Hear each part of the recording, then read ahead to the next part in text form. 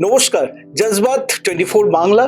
আজকে জজবাত 24 বাংলাতে যে মানুষটির সঙ্গে আমরা আড্ডা দিতে, কথা বলতে বসেছি, তার সঙ্গে কথা বললে তার সঙ্গে আ সত্যি তার সঙ্গে কথা বলে অনেক কিছু তথ্য আমাদের সামনে বারবার আসে ফিরে এবং বাংলা সিনেমায় আ যে জায়গাগুলো আ নিয়ে আমরা ভাবনা চিন্তা করি, একাল সেকাল আ যদি আমরা বলি সেকালের কিরকম ছিল বাংলা ছবি? আর একালে সেই রূপান্তরটা কিভাবে হলো? আর কতটাই বা বাংলা সিনেমা নিয়ে আমরা ভাবনা চিন্তা করছি। এখন সিঙ্গেল স্ক্রিন আস্তে, আস্তে কমে এসছে। মাল্টি স্ক্রিনে আমাদের বাংলা ছবি দেখানো হচ্ছে। তো সেখানেও বাংলা ছবিও খুব কম আ সংখ্যক বাংলা ছবি সেখানে দেখানো হচ্ছে। তো বাংলা ছবি একাল আর সেকাল এটা নিয়ে যদি আজকে কথা বলতে চাই, বাংলা ছবিতে আরেকটা খুব ইম্পোর্টেন্ট জায়গা হচ্ছে গানের। বাংলা ছবি মানে কিন্তু গান থাকতেই হবে। বাঙালির কাছে গান ছাড়া ছবি হয় না নাকি? সে সত্যজিৎ রায়ও কিন্তু তার ছবিতে নিজের মতন করে গান আ পরিবেশন করেছিলেন। তার সঙ্গীত তো তার নিজেরই ছিল। তো গান ছবি সমস্ত কিছু নিয়ে একটা ছোট্ট আড্ডার সেশনে আমরা পরিচালক প্রেমেন্দু বিকাশ চাকিকে আমরা পেয়েছি আজকে। আমাদের সঙ্গে দাদা রয়েছে এবং আমরা দাদার সঙ্গে কিছু কথা বলবো এবং সে কথাগুলো আজকের বাংলা ছবির নিয়েই কথা এবং সেগুলো আপনাদের সামনে তুলে ধরবো। আমরা এই মুহূর্তে আছি পরিচালক প্রেমেন্দু বিকাশ চাকির সঙ্গে। দাদা কেমন আছো? একদম ঠিকঠাক। দাদা বেসিক্যালি আমি ১ম এই যে প্রশ্নটাই আসছি সেটা হচ্ছে ছবি, বাংলা ছবি বা যেকোনো ছবি সমাজকে কি পরিবর্তন করতে পারে? সমাজ পরিবর্তনের দায়িত্বটা তো শুধুমাত্র সিনেমা জগতের মানে ফিল্ম মেকারের নয়। তবে সমাজে একটা তো বিরাট বড় দাগ বা একটা সমাজে বিরাট বড় প্রভাব অবশ্যই সিনেমা ফেলে। যে কারণেই সিনেমা টিকে আছে বা যে কারণে বিভিন্নভাবে বিভিন্ন সময় আমরা যে বিজ্ঞাপন দেখি, সে বিজ্ঞাপন তো শুধুমাত্র প্রোডাক্টের ক্ষেত্রে নয়। আজকে রাজনৈতিক দলগুলোও যে বিজ্ঞাপনগুলো করছেন, তাতে তো অডিও ভিজুয়ালের সাহায্যই নেওয়া হচ্ছে। সুতরাং অডিও ভিজুয়ালের একটা ইমপ্যাক্ট অবশ্যই রয়েছে। সেটা যখন একটা বিষয় নিয়ে কোনো বিষয় নিয়ে সিনেমা হয়, তখন অবশ্যই তার একটা আ ছায়া সমাজের মধ্যে পড়ে। প্রত্যক্ষ বা পরোক্ষভাবে নিশ্চয়ই পড়ে। আ আমরা বিগত সময়ে দেখেছি যে কিছু সিনেমা সামাজিকভাবে আ রাজনৈতিক কারণে বয়কট হয়েছে। মানে সিনেমাতে এমন কিছু ঘটনা দেখানো হয়েছে যেটা রাজনৈতিক কোনো প্রশাসনিকভাবে সেটা তাদের বিপক্ষে বা পক্ষে গেছে। এরকম একটা কেন্দ্র সৃষ্টি হয়েছে সেই সিনেমাতে। কি বলবে এই বিষয়ে? না, এটা নতুন কিছু নয়। কারণ সিনেমা যে তৈরি করছে, যারা তৈরি করছেন, সে শিল্পী তার আ স্বাধীনচেতা মন থেকে যেখানে কাজ করছেন, সেটা হয়তো আমার বিশ্বাস আপনার বিশ্বাসের সাথে আ নাও মিলতে পারে। এবং তার অর্থ যে সেই সিনেমাটাকে আটকে দেওয়া তার কোনো মানেই নেই। কারণ আ সেটা কতটা সত্যি, কতটা মিথ্যে, এই যে আগের প্রশ্নটা করলেন যে সিনেমা কি তাহলে সমাজে দাগ ফেলে? তাহলে আমার মনে হয় এই প্রশ্নের উত্তরও এই প্রশ্নটাই সেখান থেকে আসছে যে নিশ্চয়ই কোনো দাগ ফেলে বলেই রাজনৈতিক দল যদি মনে করে যে তার আ কোনো বিপক্ষে কিছু যাচ্ছে, তাহলে তো সেক্ষেত্রে তারা এ ধরনের একটা পা মানে ফরমান জারি করতেই পারেন যে, না এই সিনেমাটা দেখানো যাবে না। কিন্তু আমি সেটাকে খুব একটা বিশ্বাস করি না। কারণ সেটা সারা পৃথিবীতেই হয়ে এসেছে এবং সারা পৃথিবীর লোকই সিনেমা দেখেছেন এবং সারা পৃথিবীতেই সেন্সরশিপ একেকটা সময় একেক রকমভাবে এসছে। কিন্তু তার ভেতর থেকেও সিনেমা বেরিয়ে গিয়েছে এবং সিনেমা ঠিক তার গতিপথ ধরে এগিয়ে যায়। দাদা একটা স্বর্ণযুগে আমরা থেকে আজকে এই যুগে আমরা প্রবেশ করেছি। স্বর্ণযুগে সত্যজিৎ রায়, ঋত্বিক ঘটক, তপন সিনহা, মৃণাল সেন ইত্যাদি ইত্যাদি পরিচালকের হাত ধরে সেই দশকটা আমাদের সাদা কালো ক্যানভাসে অনেক কিছু উপহার আমাদের দিয়েছে। তো তখন সিনেমা হতো, কন্টেন্ট নির্ভর হতো, হলমুখেও মানুষ যেত। সেখানে এখনের মানুষরা বলে যে তখন অনেক হল ছিল বলে কন্টেন্ট যাই থাকুক না কেন মানুষ গিয়ে সিনেমাটা দেখতো। এখন সিনেমা হলের সংখ্যা মফস্বলে বলো শহরে বলো অনেকাংশে কমে গেছে। আর বাংলা সিনেমাও তুলনামূলকভাবে সারা বছরে প্রচুর কম পরিমাণে প্রদর্শিত হচ্ছে। এই ব্যাপারে কি বলবে? দেখো, আমাদের বাংলা সিনেমার বাজারটা তো একটা বিরাট ছিল। কলকাতাতে সিনেমা তৈরি হতো 7টা ভাষায়, এবং সেটা কলকাতা থেকে শুধুমাত্র, মানে আমি যদি কলকাতার কথাই বলি, তাহলে কলকাতাতে যেসব স্টুডিও ভিত্তিক, তখন তো স্টুডিও সিনেমা তৈরি করতে, যে নিউ থিয়েটার স্টুডিও বা এমপি স্টুডিও বা ভারতলক্ষ্মী স্টুডিও, এরা যে স্টুডিও যখন ছবি তৈরি করতেন, এই ভারতলক্ষ্মী স্টুডিওরই কলকাতায় অফিস, কিন্তু এদের আহ, শেষ প্রান্তিক অফিসটা ছিল ওদিকে করাচিতে। সুতরাং তখন না সিনেমার বাজারটা অনেক বিরাট বড় বাজার ছিল, এবং সেটা এতগুলো ভাষায় হতো বলে না। বাংলা সিনেমা 1965 সাল অবধি আমরা বাংলা সিনেমারও একটা বিরাট বাজার পেয়েছি, কারণ তখন পূর্ববঙ্গে আমাদের কিন্তু প্রচুর সিনেমা, বাংলা সিনেমা চলতো। মানে 1965 সাল অবধি আমরা আমাদের এখানকার ছবি ওখানে চলেছে। তারপর ভারত পাকিস্তান যুদ্ধের পরে সেটা বন্ধ হয়। এটা বাজার একটা বড় বাজার ছিল, এটা সত্যি ঠিক। এবং তার সাথে কি ছিল, যে স্টুডিও তখন যে ছবিটা করতো, সেটা নিউ থিয়েটার্স হোক বা এমপি হোক বা ভারতলক্ষ্মী হোক, তারা ছবি করলে পরে সে ছবি দেখতে বাধ্য ছিল দর্শক, কারণ তাদের কাছে অল্টারনেট কিছু ছিল না, তখন ওই ছবিগুলোই ছিল। এবং তারা দেখতে বাধ্য, মানে সেটা বাধ্য হয়ে তাদের যে নেশাটা জেগেছিল তার পেছনে কতগুলো কারণ আছে।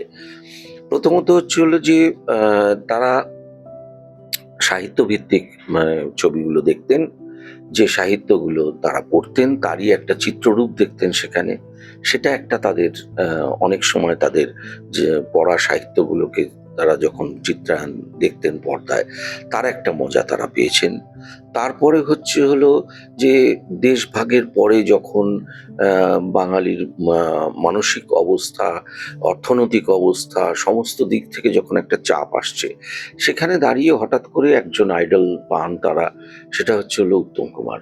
উত্তম কুমারের ভেতর থেকে তারা অনেক কিছু পেয়ে পান, কারণ উত্তম কুমারের যে নম্রতা, যে ভদ্রতা, একটা আদর্শ বাঙালি বলতে যেটা বোঝায়, একটা বাঙালি আইকন তখন উত্তম কুমার। সুতরাং প্রচুর দর্শক তখন কিন্তু শুধুমাত্র উত্তম কুমারকে দেখবেন বলেই কিন্তু হলে গিয়েছেন, এবং সেটা একটা উত্তম কুমারের বিরাট বড় অবদান বাংলা সিনেমায়। কে 60-এর দশক, 70-এর মানে 50, 60, 70 তিনটে দশক ধরে, মানে 30 দশক ধরে তার যে সিনেমাগুলো, এবং তার সাথে হচ্ছে হলো যে ধরুন উত্তমবাবু যত ছবি তৈরি করেছেন তার হয়তো 10% মাত্র উত্তম সুচিত্রা, তাছাড়া কিন্তু পাওয়া যায় না।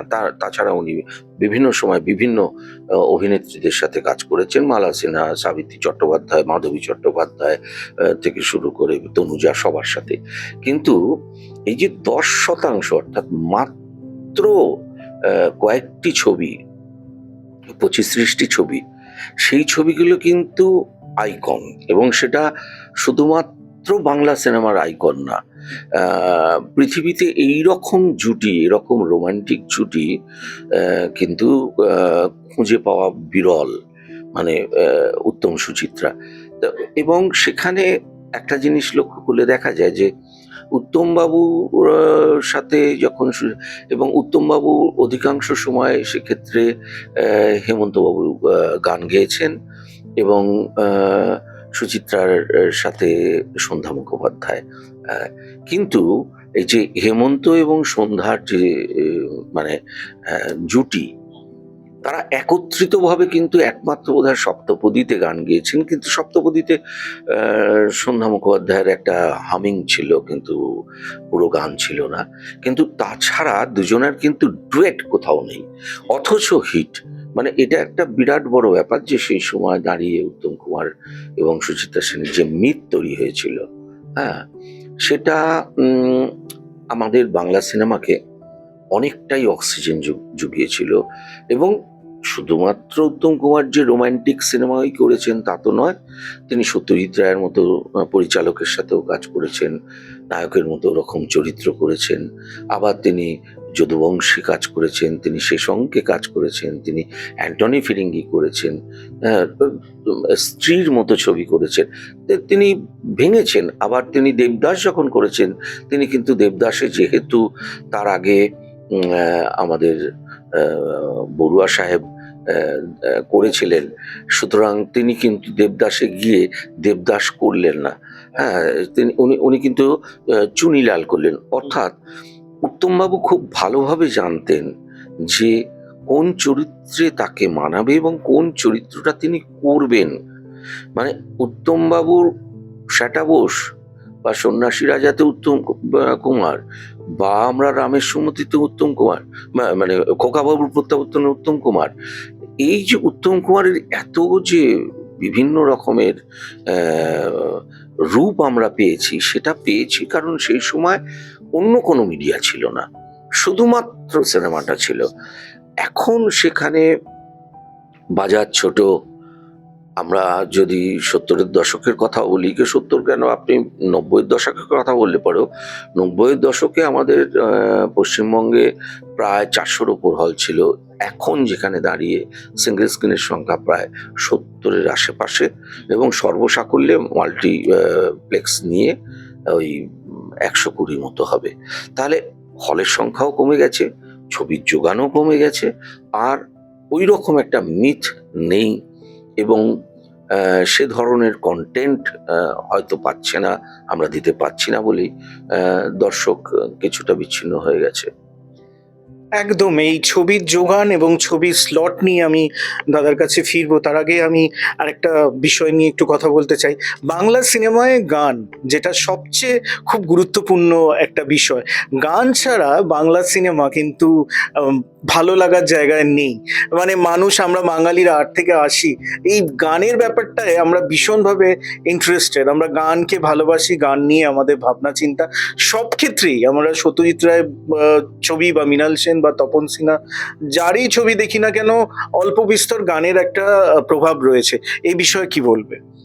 দেখো, আমাদের ভারতবর্ষ, আমরা ভারতবাসীরা, বিশেষ করে বাঙালি, আমরা আহ, সংকীর্তনের জাত আমাদের। আমরা ছোটবেলা থেকে আমরা দেখেছি পাঁচালী, সেটাও সুর করে পড়া হয়, তারপরে বিভিন্ন রকম কীর্তনাঙ্গিক আমাদের অষ্টপ্রহর যে কীর্তন হয়। সুতরাং আমাদের সংস্কৃতির সাথে না গানটা একটু জড়িয়ে আছে। আর সিনেমার ক্ষেত্রে এটা একটা সুবিধে হলো কি, একটা সময় ছিল যে অহেতুক গান, সেটা যে এখনো নেই তা না, প্রচুর সিনেমাতেই আছে অহেতুক গান, কিন্তু পরবর্তীকালে দেখা গেছে যে গল্প বলতে গেলে পরে যতটা গল্প বলার জন্য যতটা সময় দরকার, সেই সময়টুকু হয়তো দেখা গেল যে সেই গল্পটা বলতে গেলে পরে আমার 0.5 ঘন্টা থেকে 40 মিনিট সময় দরকার। কিন্তু যদি আমি একটা গানের ভেতর দিয়ে সেই গল্পটা বলতে পারি, আমার সেই কথাটা আমি দর্শকের কাছে তুলে ধরতে পারি, সেক্ষেত্রে দেখা যাচ্ছে 3 থেকে 3.5 মিনিটের মধ্যে আমার হয়ে যাচ্ছে।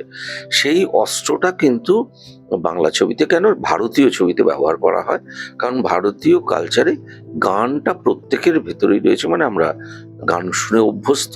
সুতরাং সেটাকেই একটা হাতিয়ার হিসেবে অবশ্যই ধরা হয়, এবং গান হিট হলে পরে ছবি অনেকটাই এগিয়ে যায়।